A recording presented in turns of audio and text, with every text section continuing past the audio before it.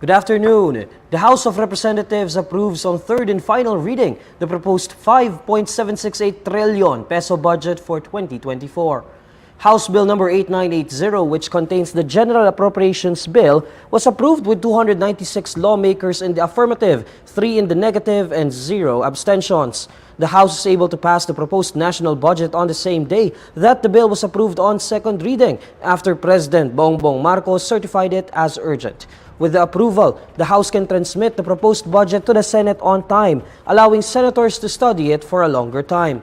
It is still unclear what amendments would be made to the bill, as no committee amendments were raised. But House Appropriations Chair Elizalde Co earlier said they are looking to realign confidential funds in the Office of the Vice President and the Department of Education towards defense-oriented agencies.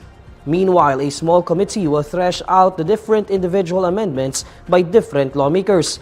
The small committee consists of Co Appropriations Senior Vice Chair Stella Quimbo, House Majority Leader Manuel Jose Dalipe, and House Minority Leader Marcelino Libana. China says the Philippine Coast Guard's removal of the floating barrier at Scarborough Shoal is, quote, nothing more than self-amusement. In a press conference on Wednesday, Chinese Foreign Ministry spokesperson Wang Wenbin reiterates China's claim over the shoal, which it calls Wang Yandao. 王岩岛是中国的固有领土，菲方的所谓行动，纯属是自娱自乐的闹剧。中方将继续坚定维护黄岩岛的领土主权和海洋权益。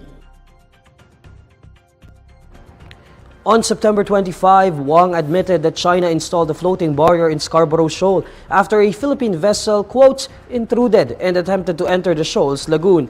China's claim over most of the South China Sea, including the West Philippine Sea, remains baseless, as it was definitively debunked by the Permanent Court of Arbitration in a historic ruling in 2016. The Department of Foreign Affairs has yet to respond to China's recent statement, but it earlier expressed commitment to protecting the country's sovereignty against China's repeated incursions in the West Philippine Sea.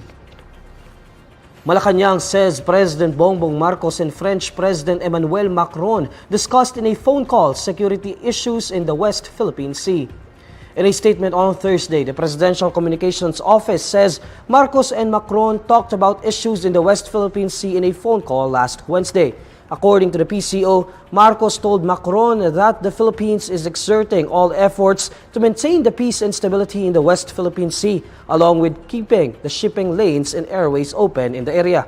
The palace says Marcos thanked the French leader for their country's support regarding the issue, especially in sending French vessels to patrol in Philippine waters.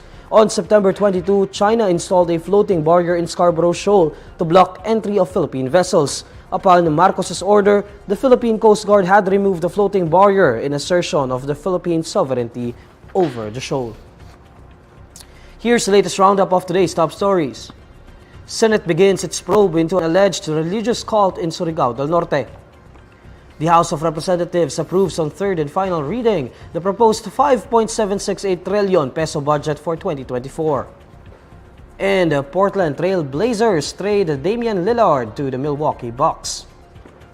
And these are the stories you need to know today. I'm Neil Mercado. Follow INQUIRER.net on Facebook, X, YouTube, TikTok, Instagram, and Reddit. For more stories, visit INQUIRER.net. Good afternoon.